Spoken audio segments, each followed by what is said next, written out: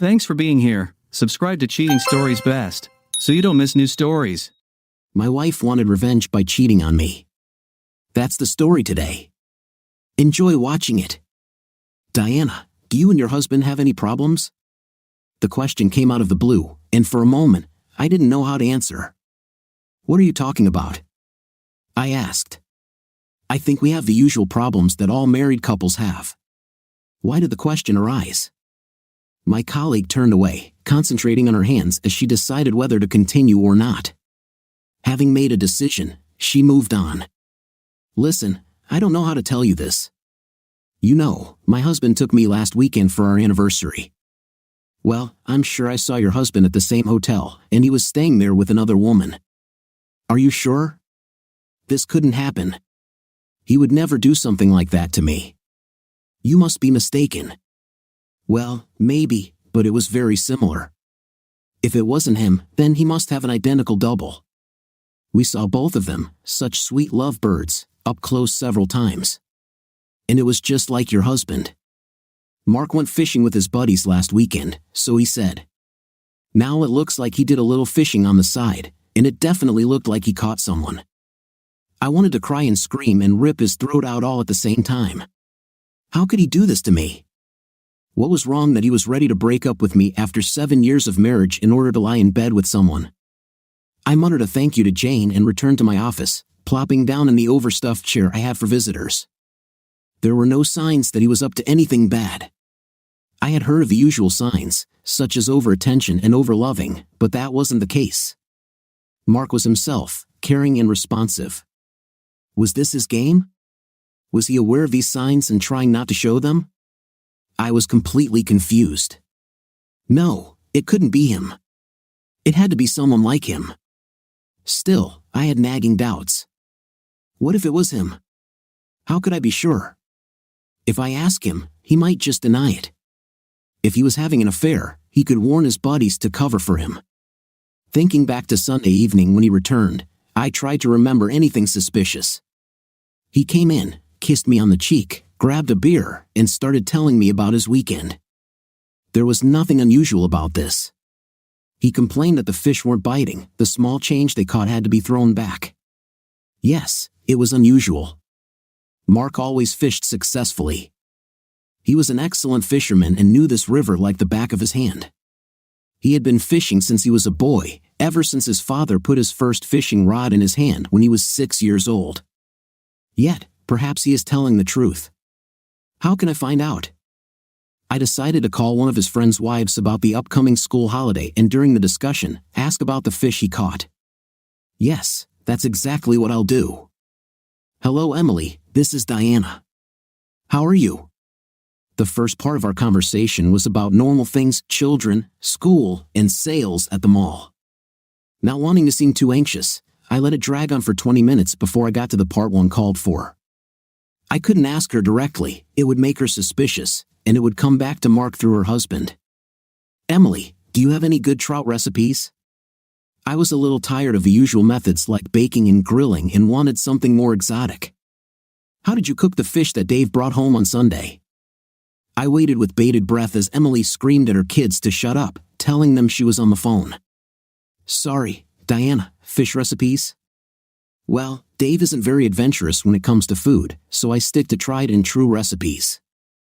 The fish he caught last weekend is still in the freezer. I didn't plan to cook it until the end of the week, for the weekend barbecue. As she continued, my thoughts wandered in another direction. This stupid man lied to me. Others caught fish, but not him. Why? Because he wasn't fishing, he had intimacy with someone. Well, when I'm done with him, it'll cost him dearly. Diana? Diana, are you here? Emily brought me back to the present, and I answered her through the tears that began to fall. Yes, I'm here. I'm sorry.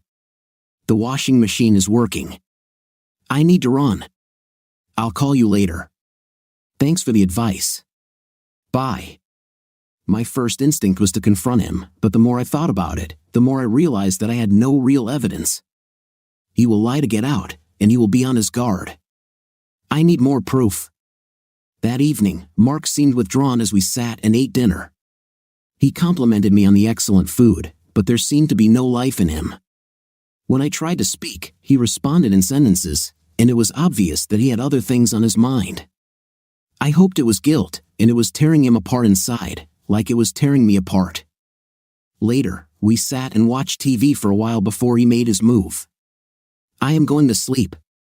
I'm not feeling my best, and I think I'll go to bed early. Are you going upstairs now? Mark asked. No, I think I'll watch some more. The girls at work say it's worth watching. I'll get up later. Good night, I replied. Mark leaned in to kiss me, but I turned my head, and his lips touched my cheek. His surprised look was enough to warn me that I needed to think of something quickly. Sorry, honey, I don't want to risk getting infected. I can't afford to get sick now. Sweet dreams. My imagination was working overtime. There was no way I was going to kiss him after he cheated on me. I sat through a crappy sitcom and waited for him to fall asleep. Finally, an hour later, I tiptoed up to our room and quietly looked in on him. He was 6 feet 2 inches tall, and his head lay on a rumpled pillow, pushed almost to the head of the bed. His hair was a damp mass, stuck to his head and face like a blonde cap. He was sweating profusely, and his body glistened with sweat. His sleep must have been restless, as the sheets lay in a disorganized heap on his side of the bed. Mark usually slept peacefully, and I wondered if his restless sleep was caused by his guilty conscience or if he was dreaming about it. Damn him. Mark always slept without clothes, and tonight was no different. Lying on his back, his body was completely exposed to my gaze, and I looked at him in a new light. I loved this man with all my heart, and now I could lose him. Was this what I wanted? Maybe it was a one-time affair, and he will never cheat again. Did I really want to carry out my plan? I needed to know, no matter how painful it might be or what the consequences would be. I had to find out. Mark was my first true love and the man I wanted to spend the rest of my life with, the man I would like to see as the father of my children. How could he put all this at risk? I quietly took his wallet from the bedside table and quickly checked it for evidence. What I expected to find was an address, a phone number, or even some protection. When we were dating, Mark always had a spare in his wallet. I quickly realized that using a defense wasn't for me, so I started taking the pill, and he hasn't needed protection since. This would be another nail in our marital coffin. There was no evidence in his wallet or pants pockets, so where else could I check? His briefcase and machine also gave the same sterile results. By this time, it almost became like a game. Every time I returned empty-handed, I felt disappointed, as if I had lost. Then I checked his email on our home computer, and when it was clear, I looked at his cell phone. No luck there either. I sat in the kitchen with a cup of coffee, trying to figure out what my next step would be. In my opinion, he was guilty, and the lack of evidence didn't mean a damn thing. I was excited, and the coffee only added to my hypertrophied state of mind. I thought about what I had done so far and decided that he wasn't so smart that he wouldn't leave some evidence of his deception. I just needed to find it. Suddenly, it dawned on me. I knew where it would be, in his fishing gear. Of course, he knew that I never tinkered with his fishing gear for fear of breaking something. Besides, I had no interest in fishing. In the garage, I had the same luck rummaging through his tackle box and other accessories. All I had was a couple of hooks in my fingers, which made me even more angry. I was almost ready to give up when I noticed his fishing jacket hanging on a hook outside the side door. This time, more carefully so as not to hurt myself, I searched its pockets and finally found what I was looking for: a pack of free matches. From the Hyatt in Carlton, a small town about 2 hours away. In my state of mind, this was enough to condemn him and hang him.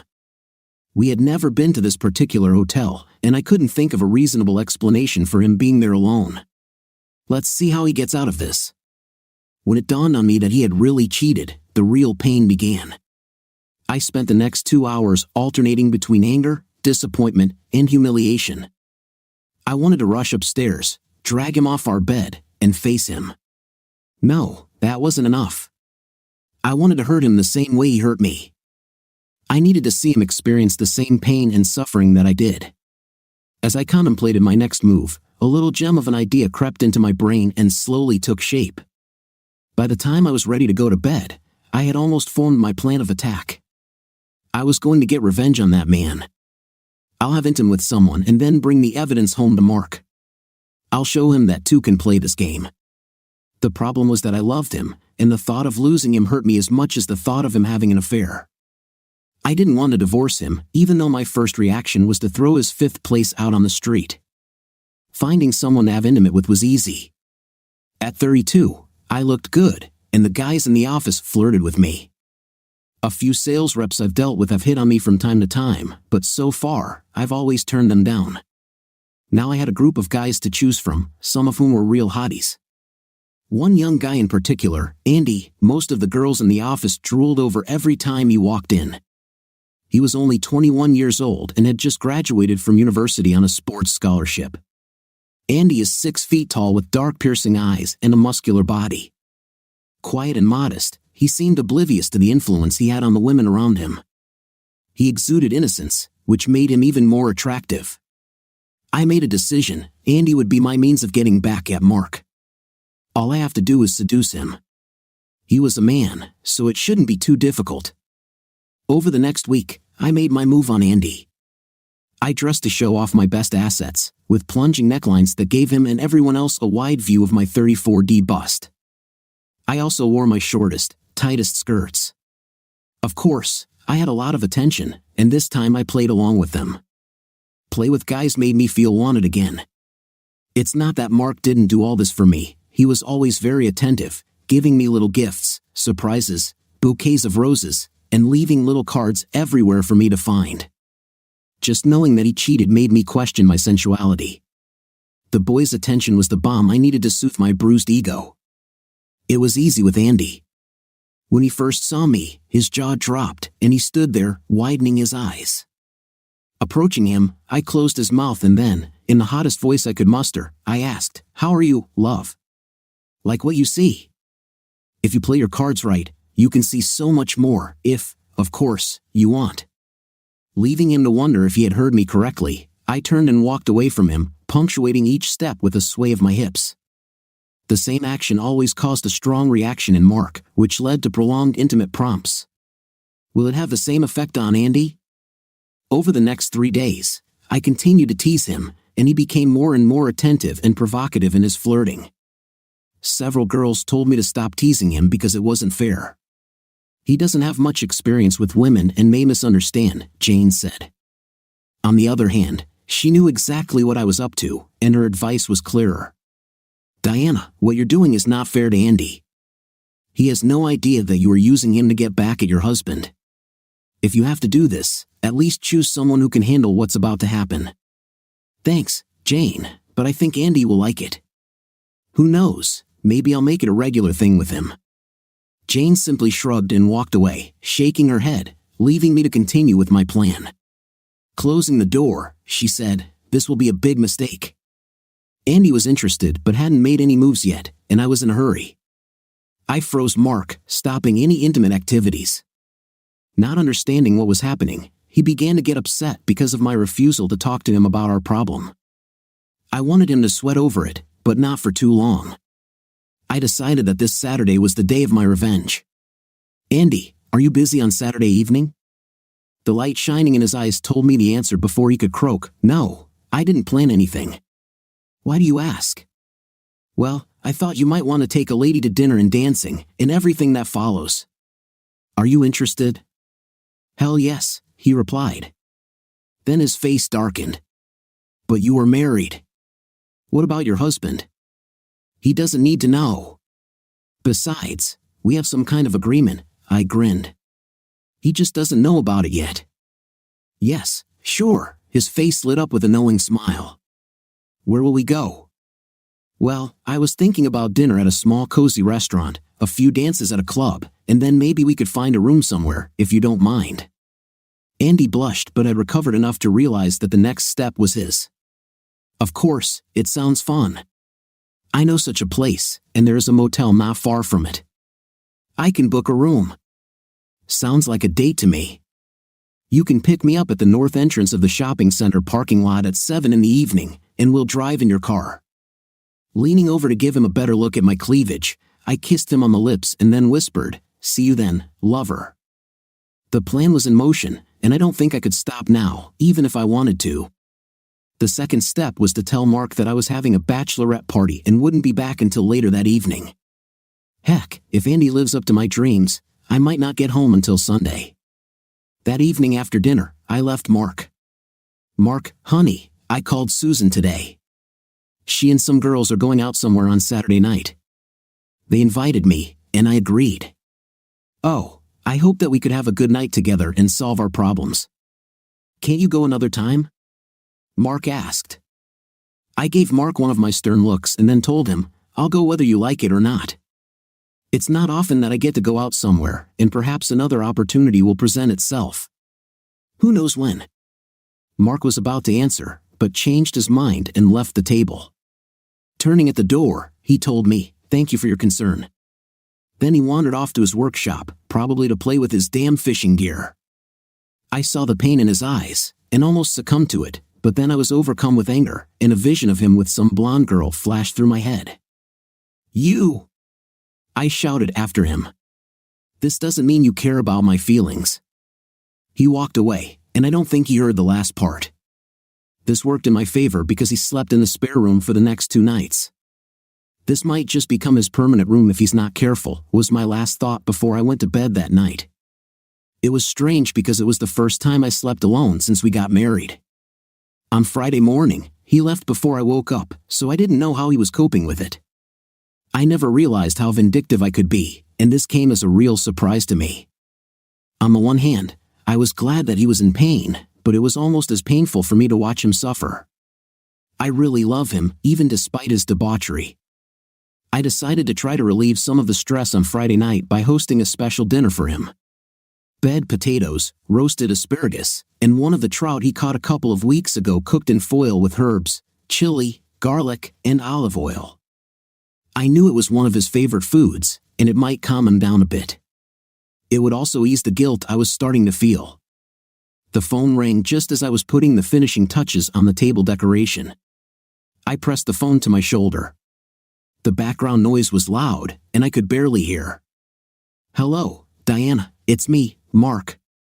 The guys are having a party tonight, and seeing that you're leaving tomorrow, I thought I'd spend the night with them. Don't wait, I'll probably come late." He hung up before I could answer. He sounded very angry, and for a moment, I wondered if my revenge had been such a good idea. Damn him! Why is he doing this, hanging out with the guys? I bet he's with his mistress again tonight. Well, let's see who has the best time. I tried to sleep but tossed and turned until he came at 3 a.m. I heard his door close and then 2 thuds as his shoes hit the floor. After that, nothing. On Saturday morning, I got up early and prepared another surprise for him. When Mark finally surfaced, it was 12:30, and he looked like crap. He was wearing the same clothes he'd been in the day before, but instead of the neat look he'd left with, he was now disheveled and bleary-eyed. The front of his shirt was stained, and the right knee of his beige pants was covered in dirt. A grunt was the only response to my cheerful good afternoon. I have to admit that it was more to piss him off than how I actually felt. Taking a cup of coffee, he sat, or rather sat limply, at the kitchen table. "I saved your dinner for you. This is your favorite dish, so I thought you might like it for lunch," I said as I placed a plate with burnt remains in front of him. 2 hours in the oven on high can have a serious impact on this type of food. It took him a few minutes to realize what I had done. Pushing it away, he groaned, "Very funny." After finishing his coffee, he returned to bed to sleep off his hangover. Maybe he was with the boys last night. He would, of course, be of little use in bed in the state he was in. Maybe she left him. This thought made me smile. "Well, Mary, if you think you're feeling bad now, wait until I get home tonight. Or sometime." Saturday passed quickly. Without Mark, I could spend as much time preparing as I wanted without worrying about what he would think. Not that I really care at the moment. This plan had a life of its own, and I was being dragged along by the forces that controlled it. By 6 o'clock, I was almost done getting ready and had just put on my dress. I decided not to wear a bra or panties for 2 reasons. Firstly, I thought Andy would be able to better appreciate my body if he felt me while dancing. Secondly, my underwear was expensive, and I didn't want to lose anything. Mark got out of the shower while I was choosing shoes. I didn't hear him get up and go to the bathroom. He came into our room to get some fresh clothes and saw what I was about to wear. Damn it, D, you're not going to meet girls dressed like that, are you? On a date with someone? Don't do this. We can discuss everything. Please don't do this. His pleading made him sound like a weakling, which only made me angrier. I couldn't stand it and yelled at him. I told you that I was dating girls. If you want to talk, we can talk when I get home. Maybe then you'll listen to me. Now pack your things and get out. I need to finish getting dressed or I'll be late. Mark stood and watched, and then said something I never expected to hear. Any thoughts I had that he was a weakling were quickly dispelled by the strength in his voice. Diana, I know that you are cheating on me. I don't know who, but when I find out, he will be named in the divorce. Your attitude towards me in the last 2 weeks has been so distant, and now this. I can only come to one conclusion: you are having an affair. A tear fell from his eye, and he wiped it away before continuing. I won't be a cuckold. If I find evidence that you cheated, our marriage will be over. Think about this before you leave tonight. When he grabbed his clothes from the closet, I answered him, sauce for the goose is sauce for the gander. Not quite understanding what I meant, he went to the guest room to get dressed. Now he was on the moral high ground because he didn't know that I knew about his deception. He wouldn't be so confident once everything was known. At least that's what I tried to convince myself of. He didn't come down before I left, so I left a note taped to the refrigerator door. I knew Mark, and whenever he had a problem that needed solving, he would reach for a beer. This doesn't mean he's an alcoholic, but the beer in his hand helps him think. A lot of guys are like that. Mark, you know I love you, but these last 2 weeks have been hell for me. I know we need to talk, so I decided that I would be home by 2 in the morning. Please wait for me, and I think we can resolve our issues and continue to heal our marriage. I want more than anything for you to remain my husband, but until we solve our problems, I am afraid that this will be impossible. With love, Diana. Andy was waiting for me when I pulled up, and my heart skipped a beat when I saw him. This is not the shy guy from the office. He wore a red silk shirt to the party, unbuttoned almost to his waist, revealing his muscular chest and abs to die for. His trousers were wide but tailored and fit him perfectly. He was wearing a dark blue lightweight woolen jacket that accentuated the entire outfit. As I approached, I leaned over to kiss his cheek, but he moved quickly and caught me off guard. His arms wrapped around me, and his mouth was harsh and demanding on mine. It wasn't what I expected, but he was inexperienced, and I just needed to show him how to please a woman. Finally, he let me go and dragged me to his car. The restaurant is nearby. I hope you enjoy Italian cuisine. Italian food is not something I really like, and I usually prefer something else, but it was already too late. Yes, I love an Italian restaurant. Lead the way. The restaurant was good but noisy and crowded. There was no room for romance here. I would have to wait until we got to the club for more intimate activities. I was surprised by the quality of the food and really enjoyed it. At some point, I caught myself thinking that someday I would bring Mark here. Andy seemed to be well known here, and most of the staff and the owner greeted him by name. She was a plump Italian mommy who kept coming up to him, nudging him with her elbow and winking at me. She gave him the OK sign twice with her thumb and forefinger. By 8 o'clock, the food and 2 bottles of wine were gone, and we were ready to move on. The club was only half a block away, so we walked and talked. I took his hand and pressed myself against him, watching the envious glances of the other girls we passed by. You were very popular there. I understand this is not your first time. Hell no. I spend all my first dates there. It kind of sets the stage for later, don't you think? I grumbled something back while I processed the information. It wasn't his first real date, but so what? He was shy and awkward. There was little in the atmosphere of the restaurant that set the mood for anything. His inexperience showed again. Once we talk and I show him all the beautiful things in life, he will understand. Andy is a smart boy. He put his arm around my waist as we walked, and when we reached the door of the club, he grabbed my left chest. It was really nice, but there were about 20 people waiting to get into the club, and I felt disgusted. Lowering his hand, I whispered, "Later, my love." I headed to the end of the line, but he surprised me again. Andy walked up to the bouncer at the door and high-fived him. "Hey, man, how are you? Is there some room for two?" The bouncer smiled at him and then looked at the disco guys in line. "For my best client always." Having removed the chain, he let us through. Andy slipped him some money. Upon entering, we paid the entrance fee and received 2 free drink cards. A deafening noise hit me, causing even the walls to tremble. We squeezed onto the small dance floor and tried to follow some kind of rhythm. This was impossible, and in the end, I motioned for him to come into the corner to give us some breathing space. Now we could start to really have fun.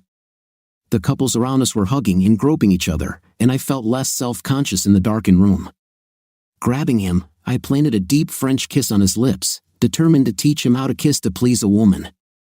He came back with a kiss that made my knees weak. His tongue reached out to mine and explored the depths of my mouth. For the next hour, we hugged and groped each other.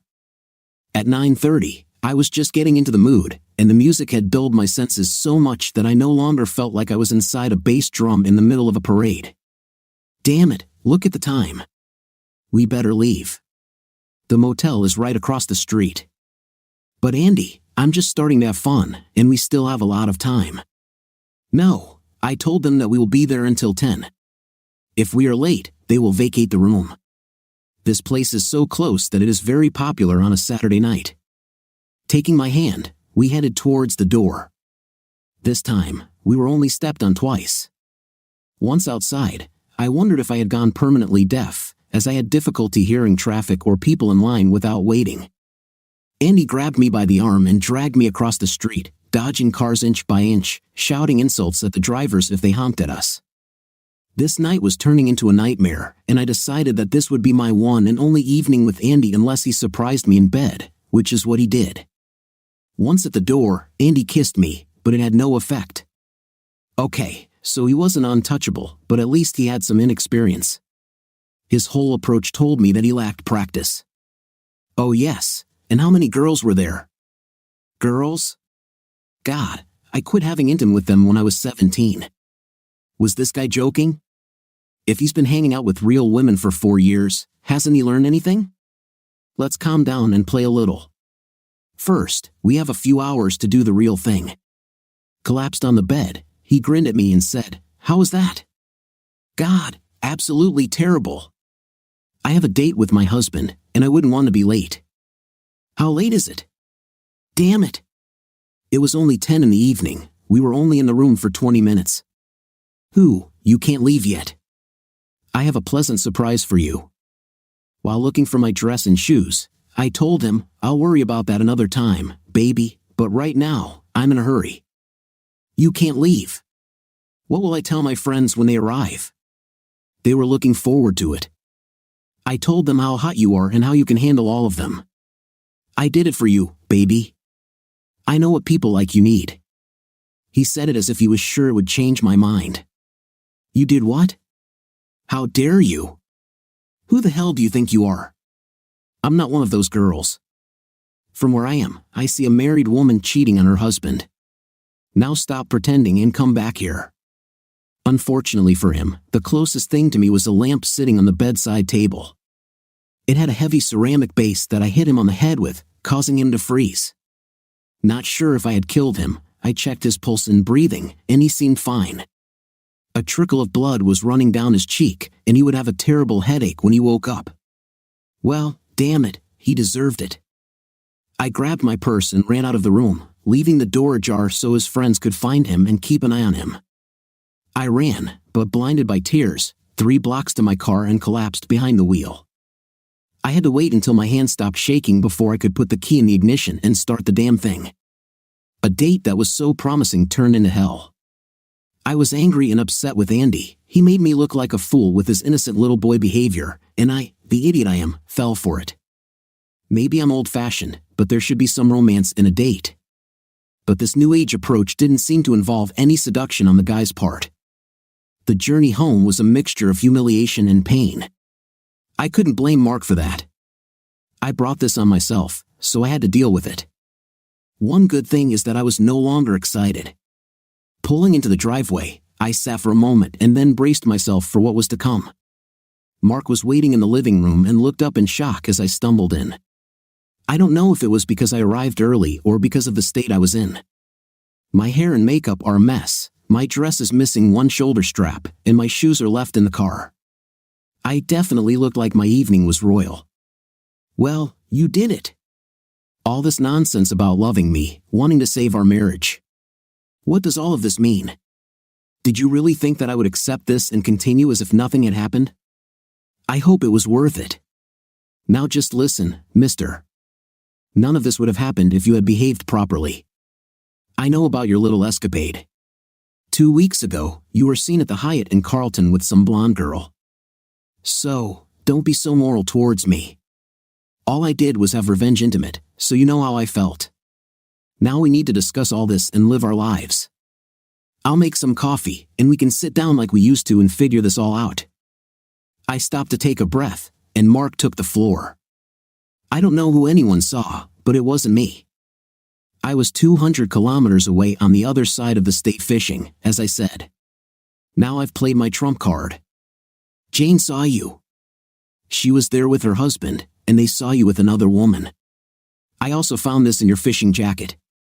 I pulled out the matches and threw them at him. How come Dave caught a fish that weekend and you didn't? Because you didn't fish. Exhausted, I collapsed into a chair. Okay, I'm waiting for you to lie, or you could tell the truth for a change. Sitting in the chair, my dress rode up, giving Mark an unobstructed view of me, and the dirt stuck to my labia and thighs. Mark's look of disgust made me feel cold, and I shuddered. First of all, Dave almost never fishes, but he likes to go out with us. Either we give him a couple of pieces to keep Emily quiet, or, as in this case, he buys them on the way home. The matches are not mine, they belong to Steve. He travels with his work and probably picked them up during his trip. One evening, he gave them to me to light, and I must have put them in my pocket. Mark was angry, and I had to admit that he was either telling the truth or thinking fast. "What about Jane seeing you?" I asked. I don't know this Jane, so I can't explain it.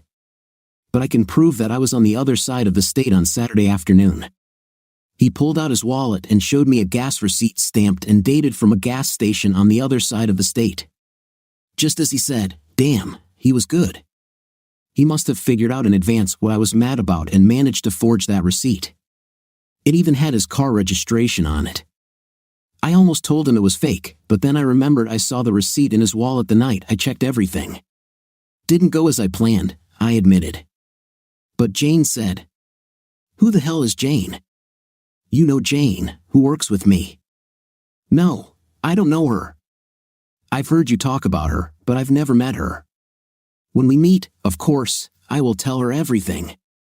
Why did she want to destroy my marriage? Why did I upset her so much?" he pondered. He was right, she had never met him. How did she know it was him? She must have seen his photograph on my desk quite often. While I was thinking about this, Mark disappeared into the kitchen, probably to get another beer so we could work things out. "Here are your things. Let me know where you're staying, and I'll send the rest," he said, returning with 2 suitcases which he threw in front of me. Taking my purse, he took out the house key. On Monday morning, I met with a lawyer and filed for divorce. I transferred half of the joint funds to my own account. What remains in the joint account is yours. Now, get out. This couldn't happen. What have I done? He denied cheating on me even after he was seen. Okay, he explained, other things, but not this. He probably swapped cars with Steve or someone else, and they filled up with gas to cover for him. That's all. He just acted macho and took responsibility. As soon as he calms down, we'll work things out. Okay? I'll go, but let's talk about this before you start spending money on a divorce lawyer. I know that you will understand what's what as soon as you calm down, I reasoned. Taking the bags, I carried them to the car and sat down, wondering where to go next. I didn't want to go to my mother, especially like that. The next option was a local hotel. I looked terrible, and they did give me a room but with strict instructions. No men. Who could blame them? It took all my willpower, but I gave Mark a chance to think. For 2 weeks, I waited for him to come to his senses and come back to me. Finally, I had enough and called him at home. As soon as he heard my voice, he hung up. I called back twice, and he did the same thing each time. I waited an hour, then tried again, but it was busy. He took the phone off the hook. The next day, I called him at work, but the secretary told me that he was not accepting my calls. If I had something important, I should contact his lawyer. Mark held onto his weapon and refused to talk to me for 3 months. I tried to get him to talk to me and understand the reason. If I could come to terms with his cheating, why couldn't he do the same? Every day, I became more and more upset. How could he not understand my point of view? I lost all my anger, replacing it with bouts of depression and bouts of crying. My life was turning into crap, and I didn't understand why. I then tried to wait for him at home, but he just looked at me, then ignored me and walked inside, closing the door in my face. The next day, I was given an intervention order at work. This prohibited me from attempting to contact Mark directly and from approaching within 100 meters of him. Andy made sure to get revenge by telling everyone at work that I had fun with him and his mates, even though I denied it. Everyone else saw me teasing him and believed his story.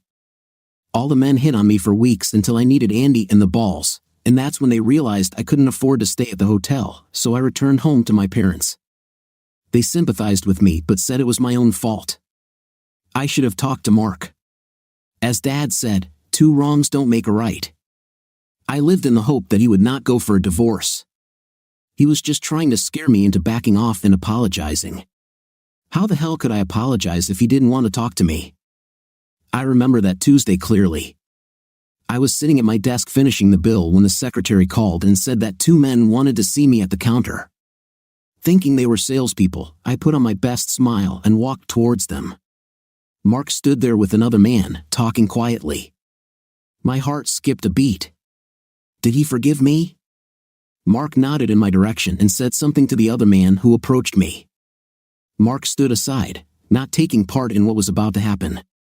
Then I realized that my marriage was over. Diana Andrews? I nodded affirmatively, unable to speak. Your husband, Mark Andrews, is filing divorce papers with you. The basis for this is your adultery. If you do not have a lawyer, then I suggest you do so as soon as possible, the man said, nodding to Mark, then left, having completed the task assigned to him. No, Mark, no. I thought you loved me. How could you do this to us? I love you. I know we have problems, but we can certainly overcome them if we love each other. I pleaded. Mark's voice was cold, his words calculating and almost emotionless. I truly loved you with all my heart, but you took this love and tore it out of me, and with it, my heart. Now all I feel for you is pity. You decided to listen to someone who doesn't even know me. Anyway, where is she? I want to say a few words to her. Yes, she will prove that you cheated, and we can forget about it. I'll call her. Running up to the desk, I asked the giggling secretary to call Jane for me. Jane came, and I thought I could finally get him to admit the truth. Jane, tell Mark what you saw that weekend at the hotel, I urged. Jane shrugged and told her story again. I saw your husband been staying there with another woman. Mark gasped. Did you see me staying at the Hyatt in Carlton? Jane shook her head. No, I saw her husband, not you, and it wasn't the Hyatt. We stayed at the Regent Hotel in West Bend. Mark and I were both confused, but for different reasons. What is she talking about? I wondered. Jane turned to me and said, I don't know what's going on here, but I saw the same man who came here and picked you up for lunch and after work. The man you took with you to that 3-day conference in August 2 years ago. You introduced him to us as your husband. A wave of fear paralyzed me when I realized she was talking about a guy I had a brief affair with 2 years ago. This story completely slipped my mind. Jane didn't really know my husband. It dawned on Mark at that very moment. And an expression of triumph crossed his face. Mark turned and walked out, shouting for everyone to hear, "See you in court." My fate was sealed. Subscribe to our channel so that your second half doesn't cheat on you, and go ahead and listen to the next story because this story is nothing compared to the next one. If you're under 18, don't even think about listening to the next one. How would you react if you were today's protagonist? Write in the comments. See you in the next video.